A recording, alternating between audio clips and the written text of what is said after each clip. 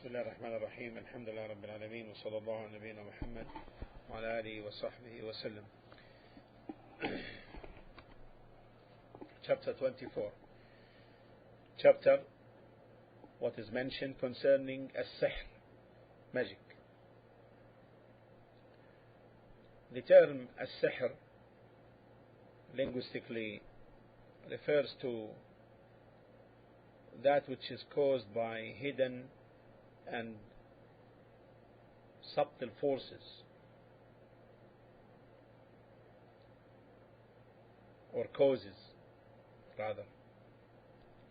This is the linguistic meaning of sihr, magic. From it is derived the term as-sahar, for the last part of the night.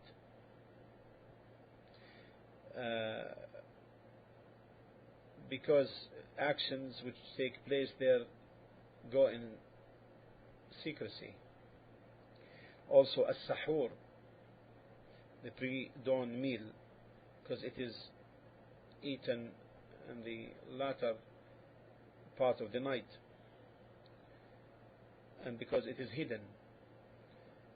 So everything whose cause is hidden is known as sihr. Clear? This is the definition of sihr. This is the definition of sihr, which is magic. Legally or technically, it is divided into two types. First constitutes uqad, tying, knots, and special chants and spells.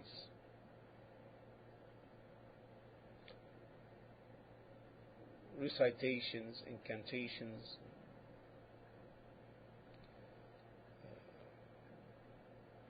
through which the magician reaches the utilization of shayateen, devils, incorporating them to achieve what he wants from the inflicting of harm on a specified person. However, we should remember that Allah subhanahu wa ta'ala stated in Surah Al-Baqarah in part of 102,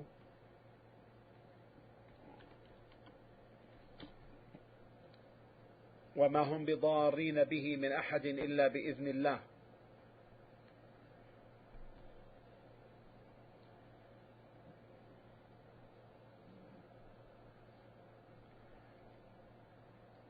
And they shall have no ability to cause harm through it upon anyone except by the leave of Allah. The second type is using medications and drugs. Medications and drugs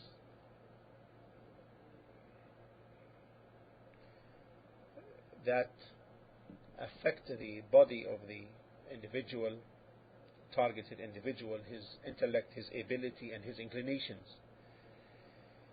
So you find him inclined and turned away, either inclined towards something or turned away from something. This is known to them in their technical terms, as-sarf wal-atf, turning away and inclining towards. So they make the individual inclined to his husband, to his wife, and the opposite, or to another woman. So he will be ending up being like an animal, driven in any direction. The other thing is the sarf is the opposite. It will affect the body of the targeted individual to weaken it gradually until he is destroyed. And also in his contemplation of things where he will begin to imagine certain things contrary to their reality on also in his intellect, where it may drive him to insanity. وَالْعِيَاذُ بِاللَّهِ. We seek refuge in Allah from this. So therefore from this we know that the sihr is two kinds. The sihr, magic, is two kinds. First, shirk. First, the shirk type. And this is the first one, which takes place through shayateen, which takes place through devils being worshipped by the magician and draws nearer to them in order to set them as authority on his target. This is shirk when it comes through or goes through the shayateen. The second is transgression and rebellion, and this is the second type, which takes place through these medications and drugs and so forth.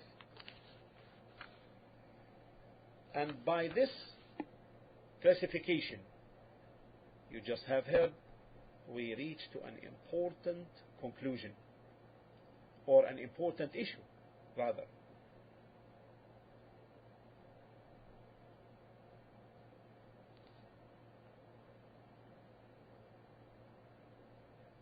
Is the magician a kafir or not a kafir?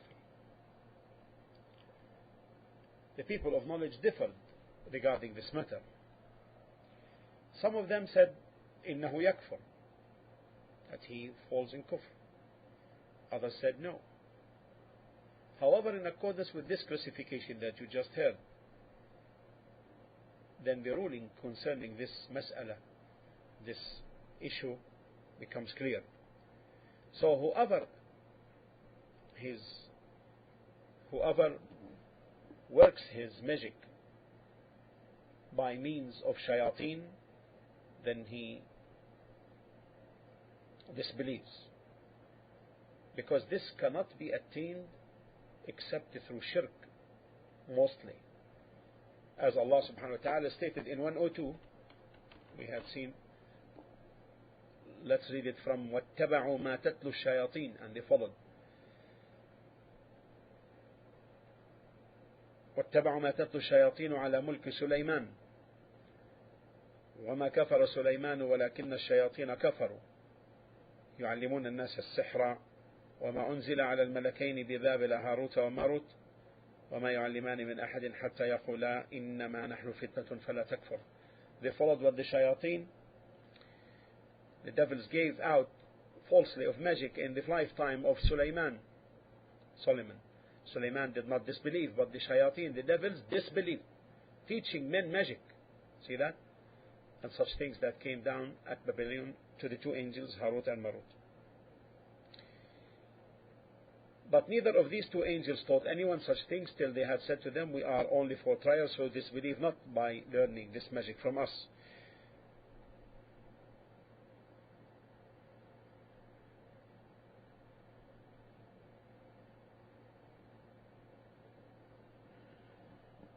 Until Allah said,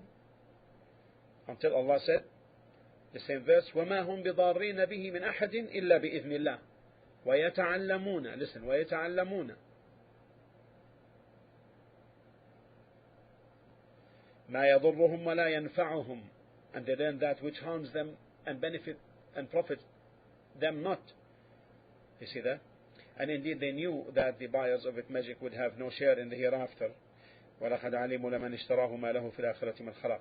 So therefore, whoever does his magic by means of these medications and the like, then he does not commit kufr, but he is considered a rebellious transgressor. Now, as to the killing of the magician, if his magic is kufr, he is to be killed for his apostasy, unless he repents. This is in accordance with the saying that his repentance is acceptable, and this is the correct opinion. And if his magic is lesser than kufr, he will be killed as an assailant, because in this case he is killed to ward off his harm and his mischief in the land. And so accordingly, the matter concerning his killing returns to the ijtihad of the Imam, to the judgment by the Imam.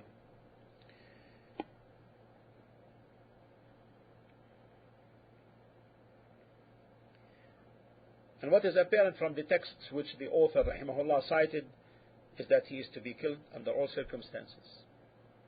What's important here now is that the magic is effective without any doubt.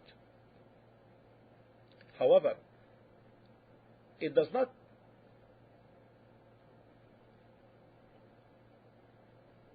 have the influence to turn the essences into other essences, because no one can do that except Allah Azza wa Jal. However, the targeted individual will begin to go into a state of delusion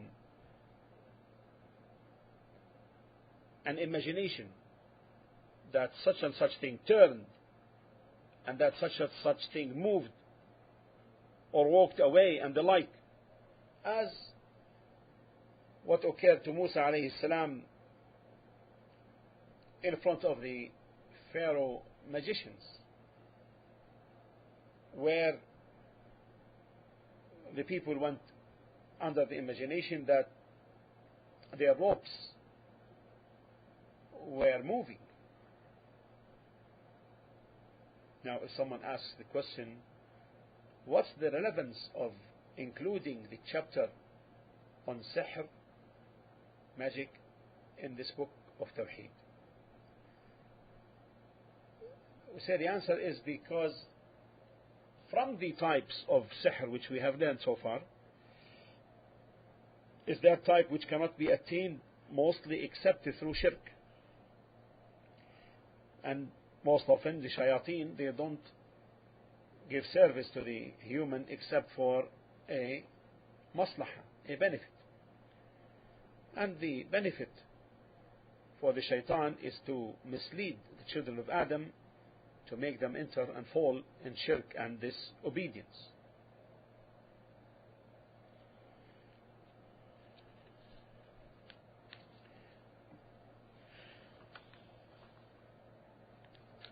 Inshallah ta'ala, we will stop here and continue the discussions on this subject, inshallah, next meeting. Walhamdulillah Rabbil Alameen, wa sallallahu ala nabiyyina Muhammad wa ala alihi wa sahbihi wa sallam tasliman kathira.